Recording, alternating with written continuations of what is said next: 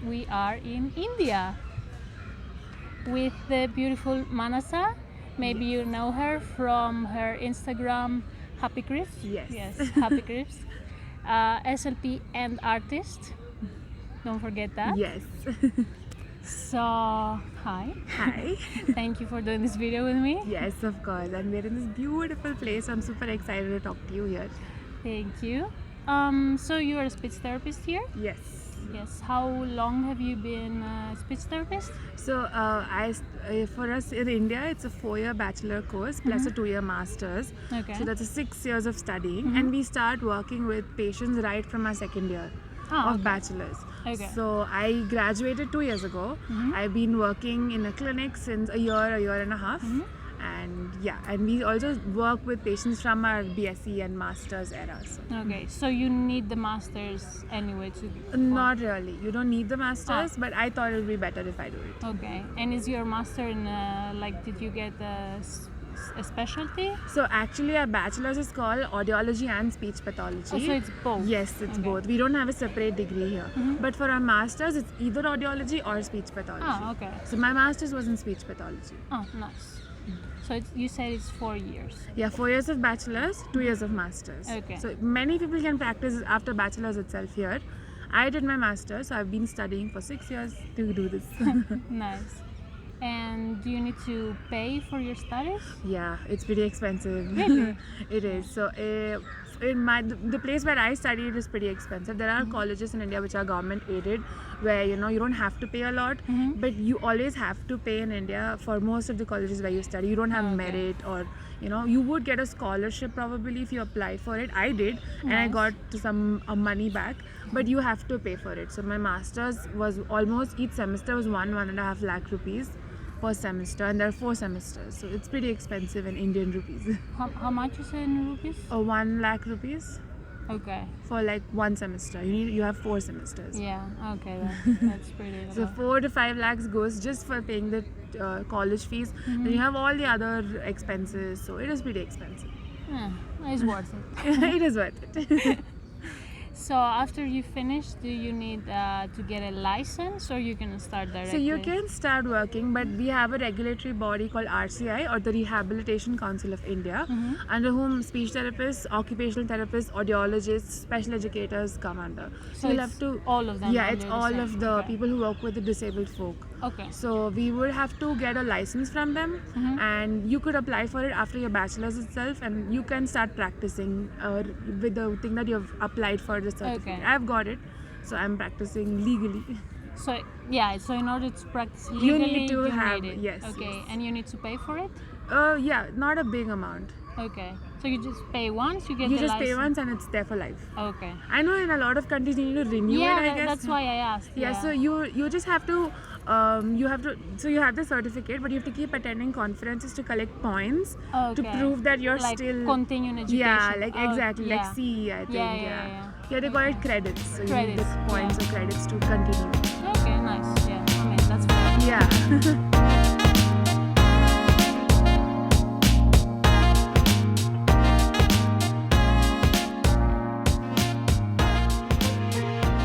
Can you get any specialty like other than speech therapy or audiology? Like, can people like only get specialized to work only with kids, or with dysphagia, or with this? So there isn't something like that.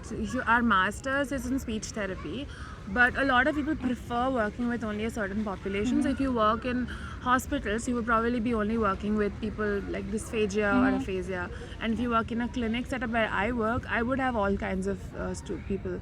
So there isn't specializations as such, but people do prefer taking one particular set of students. So during your studies, you do a bit of everything. Yeah, a and bit of then- everything. Yeah, okay. Yeah, same. Even in bachelor's, we do a bit of this and hearing as well. So we learn.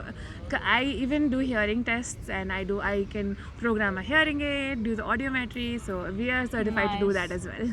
I mean, yeah, in Greece also we do a little bit, but we are not qualified enough, I would say, to do it. Oh, we are, because a bachelor's is in both. So I can do it if I want to. So with your degree, are you allowed to make a diagnosis on something, or you need like a doctor to do that and they refer to you? No, here we're allowed to make a diagnosis. Okay. But a lot of times you would need a support of a psychologist or a pediatrician.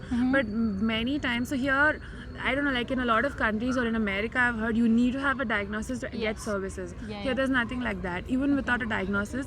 So, most of the times, if there's a young child and we can't diagnose right away, we kind of have like this provisional diagnosis where you think that it could be this, Yeah. or we would write diagnosis by treatment. Okay. So, you start therapy and you can diagnose after a few months also. You don't need a diagnosis to start therapy here. Okay.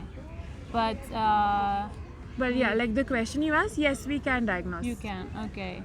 And is there like a health insurance here that covers anything, or No, there's nothing of that sort. So even for hearing aids, which are super expensive, there's no health insurance.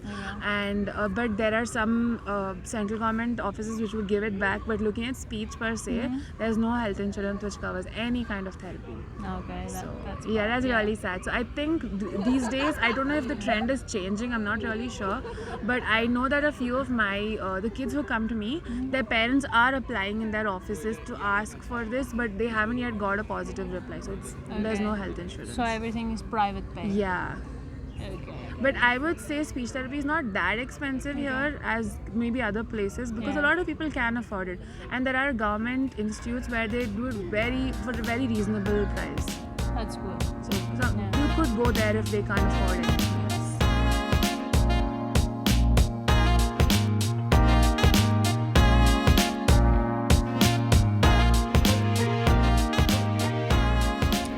Do you know the process if someone non-Indian wants to work in India as a speech therapy? Like if I could just, if I want to work here? I honestly don't know about this, but I do know that maybe if you could apply in the regulatory body here, which is the Rehabilitation Council, maybe you could. But if your degree is equivalent to the degree which we have studied, I'm sure you would be able to. But I'm not very aware of this. I was wondering about the language requirements, because I've heard that in India you have like, I don't know how many I different... speak 4 languages. There you go. Are there different requirements per state in India? Yeah, so the thing is, there's no requirements per se, but suppose I move to another state, Maharashtra, Mumbai, right? You're going to Mumbai. I wouldn't be knowing the local language, so I wouldn't be really helping any child or any adult, because most of them would come with that particular language and I wouldn't be able to handle. Okay, I can practice Yeah. there legally, but because our council is for the whole of India. But I Okay. wouldn't, because I would have the language barrier. Okay. Even here in Bangalore, I have patients coming to me who speak 2 or 3 languages, and because I can manage that language, I go ahead. If I can't, I refer them to a friend of mine who speaks that language, who's a speech therapist, somewhere nearby or something. That's Yeah, that's quite a problem. Yeah, really. it is. Yeah, so because if you want to move for any reason, like if you get married with someone from another state or something, Yeah. it's really hard. It Wow. is hard. In your own country, that's weird. So if you work so in India, after becoming a speech therapist, you could also work as a lecturer in the Okay. college where you would teach yeah. for students. That would work. So you would be teaching in English. All colleges here teach in English. Yeah, So that would work. But working with patients would be a difficult task. Yeah, I guess. Yeah, at least the English unites you. Yeah, English unites us. Yeah. Are there speech therapists in schools or anything like in the public section, like in schools or hospitals, or is everything private? So the thing is, in schools in India are very often private. So we don't have public schools as such. Okay. We do have government schools, which it's good, but a lot of people who can't afford to go to private schools would go there. Most people go to private schools. Okay. Like 90-95%. I went to a private school, and it's not that expensive. So in that also there are schools which you can afford. So because of that, speech therapists do work in some of the high-end schools, like international schools Okay. or schools which actually are inclusive. Not a lot of them. So I know that in my city itself there are a few schools with speech therapists, but like maybe 5%, not many. Most of them work in clinics or Clinics. hospitals. Okay. Oh, is there a different words for speech therapy in Hindi or? So I speak Hindi. Oh my god, I don't know. So in Kannada, which I speak, because I'm from Bangalore, Okay. it's like Vak Tarabeti. Vak tarabeti. Vak is speech, Tarabeti is therapy. Okay. So I don't know in Hindi, maybe Baat ka something. I don't know. I'm more comfortable with Kannada than Hindi. Okay. Good to know. Yeah, so I think so most places in our institute where I studied in the college, you would have it written in Kannada also. So that's when you would know. That's when I learned what it's Yeah. called in the local language. Okay, nice. Yeah. What's your favorite thing about speech therapy? This is a tough one. I think everything, I love everything about it, but I think the first thing is like, getting to explore different kind of toys. So I just buy a lot of toys, sensory toys, fidget toys, any kind of thing. So that's my favorite thing, where I can explore all kinds of toys. I think, yeah, Planes. playing with it. And obviously playing with children, so I enjoy working with pediatrics more than adults. I do have both, but with pediatrics it's just my energy is all up, so I can just run around with them, play with them and explore toys with them, so I just really enjoy that. Nice. What's the majority of patients that you have? Autism. Autism. Okay. And April is Yeah. Autism Acceptance Month. Acceptance, yes. So. Nice. So I think also because like awareness is pretty high these days, most parents are aware of it, especially young parents. So Yeah. they're bringing them pretty young, which I'm really glad about. So we can start therapy as young as possible. Yeah. No, that's good, because I hear from a lot of people that, oh yeah, now you see that people get diagnosed with autism way more than Yeah. before, and what would it be the reason? Like, it's not that they are more now, it's that now there's more awareness, Yeah. and people realize it and do something Correct, for it. correct. There are so many people that you see that, like as adults, Yeah. that they have autistic traits, I agree, but they yes. were never diagnosed. They weren't diagnosed. Yeah, exactly. It was just there, but Yeah, but no one cared. yeah. No, and nobody knew what it Nobody was. knew what it was. Yeah. Do you think that there's a stigma around people with communication disorders in India? Yeah, there is. So a lot of times when I tell the parents who come to me, first of all, coming to an assessment is a big thing for them. And somebody tells them that I think your child is not talking like other children, or something like that, they don't really accept it. Yeah. A lot of people push it till the end, and when they come to me, I tell them that, see, there's no quick fix, you need to start therapy. A lot of times they don't come back, they don't want to accept it, or they kind of break down. Yeah. There is a lot of stigma, that I would say, and there's also a lot of unawareness. If people were aware about it, I do think that they'll be doing much better, but I think it's much better than how it was like a couple of years before, so maybe it's getting better. At least. And everyone is like on the let's wait and see. Yeah, oh my god, yes. Not only parents, even doctors. Yes. I am so sorry to say this, but it's true. Like a lot of doctors just tell them that he's just 2, he will talk, like just wait for like a couple of years, wait for a couple of months. So, No, early intervention is. so important. Yeah. And like, the things which I could do if the child had come to me at 2 years of age compared to when they get him at 5 years, we've lost out on 3 years or so. So Yeah, I would say yeah, that yeah. earlier is always better. Exactly. Yeah. How did you decide to be a speech therapist? So in India, most often after your 12th grade, you would choose to become a doctor or an engineer. So that's, or maybe a lawyer. So I was like, no, I can't do math. No, I don't want to see blood. I don't want to be a doctor.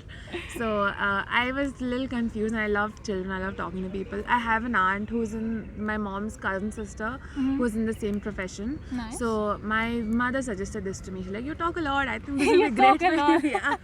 Use it. I was like, oh, yeah, actually, So that's how I ended up. I just joined this field without much information about it. So I just enrolled in the college one day, and a month into my field, I was like, what am I doing? I had no idea that I would be working with people with disabilities. So I just thought it's like, you talk to people. I didn't know what it was. So it is just a fluke thing, but it really worked out well for me. So I think with speech therapy, when you hear about it, you're not so excited, but when you start practicing it, you see how nice it is. It was the same for me, that during the studies everything was so theoretical, and I was like, okay. But when you start practicing it and you see the interaction with the agree. Oh people, my God. you're like, Yes. For me, that happened during my second year of BSc when we got assigned patients. And I was like, oh my god, I can work with this child. Like, whoa. And I still remember my first child I took for therapy, and ooh, it was fun. I loved interacting with her and getting all the materials ready. So that's when I fell in love with it. Nice, yeah. So, do you have any unforgettable moments so far in your career? Something that I think. Let me think about this. I'm sure there are many. So I had this one adolescent who was stuttering, and so we taught him how it's okay to stutter, and that a little bit of his breathing was very affected. So we worked on that. We worked on calming him down and talking to the parents. So the reaction which the parents were giving, plus he was in his 12th exam. So during the boards here, everybody stresses you out. Yeah. So he was also worried about that. There was the stress of that, stress of the parents. So talking to everybody separately, talking to everybody, and then a week or two later, he had kind of accepted, and because of that acceptance of what he did, he was very fluent, which was a surprise for all of us. And he still keeps in touch with me, and he's like, they gave us a bunch of cashews at the end, like as a gift. I was like, oh my god, this is for me. So yeah, that was really fun. And I do think, like, with each child there's some moment which is unforgettable. Just last week I had this child who I was like, okay, we're done with the session, we're walking down the steps, and then I say, okay, you have to say hi to your mom, and we were leaving. So I thought he would say bye to me, and he said hi, and it was his first word, and I was like, oh, nobody's there to see it. I was like, no, let's go get the mom, and he didn't say it again. So but yeah, there are always some unforgettable moment with each child or each adult. So I love it. Yeah, it's just the little moments. Little moments. Yeah. So a lot of people don't know what speech therapists do here. No. Oh my god, they don't know. My friends, they came to know about my profession only after I joined. So even now when I meet new people and they're like, what do you do? And like, I'm a speech therapist. They're like, huh. They just look at me. They don't know. There's really not much awareness around the profession in the whole world. In the whole world. Yeah, that's something which unifies this. us. Yeah, this is not per country or something. I don't think there's one country that has that people know what we do. Not even people who actually studied after a point. I remember that I had colleagues, like when we were studying the first year, and they were like, oh, I heard speech therapy, and I thought it was like you speak to someone and you help them with therapy, like a psychologist or something. God. I was like, wow, you did a lot of research, but sure. I swear. Oh my god, here people think we're public speakers. Yeah. So motivational speaker. Yeah, exactly. Oh. Or something else. I think, that was the weirdest. That I said I'm a speech therapist, and they were like, oh, so you can do massages. I'm like, oh my god, how? I mean, I can, but I didn't study that. Yeah. Oh my god. Yeah, no, there's not much awareness on that. That's something we should work on. Yeah, I really hope that maybe 10 years down the lane, when I tell somebody I'm a speech therapist, they're like, oh, I know what you do. I want to be that. Yeah. Oh my god. Because really, so far, the majority of the people, of the speech therapists I met, have gone into the profession either because they had speech therapy as kids, or someone around them had and it, that's how they know about the profession. Oh my god, yes. In India, it's often so for me, it was my aunt who was in this profession. I wouldn't know about this. For everybody else, it's their family members, their uncle, aunt, mom, dad, somebody's in the field. You very rarely have people who are like, who either haven't had speech therapy or don't have a relative in speech therapy. It's very rare.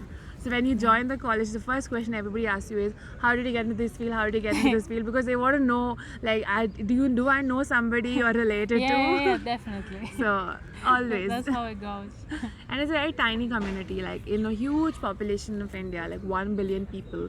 There are around like 6,000 to 7,000 registered speech therapists. Oh wow. So it's very less. And among that, many of them would practice audiology because again, it's both, right? Yeah. So maybe not, and who aren't registered and who are like, yet to register, there would be 10,000. That's very less for a population of 1 billion. Yeah. Wow. Yeah. I don't know if you want to add something or if you... I don't know. I thought like I'm just really glad we could do this. We could connect with each other, and I'm really glad that I got to be on your YouTube video. Yes. So I think that like doing this it will give everybody a perspective about how speech therapy is around the world. So I really do hope you go to each country and get somebody in each. Let's see. I already expanded from Europe. Now I'm going to Asia. Yes. So I'm the if first. if you're somewhere out there and you wanna be here in this spot, let me know. Write down in the comments. And she'll come and visit your country. Yes, I will find you. I will come and I will find you. So it was great meeting you. And actually, fun fact: about a year ago, she made a video about with an Australian speech Yes. therapist in Instagram, and I commented on this video. I hope I will come in India. I do a video with you. So here I And am. she did. I give my word. She did. So Yeah. anybody else out there looking for a collab, you comment your location and she's gonna be there. I'm not joking. Yeah, she's gonna find you and she's gonna be there. Yes. So it was amazing talking to you. I loved learning about the differences in speech therapy, Yes. and I'm really glad. I'm waiting for your other videos too. Thank you very much.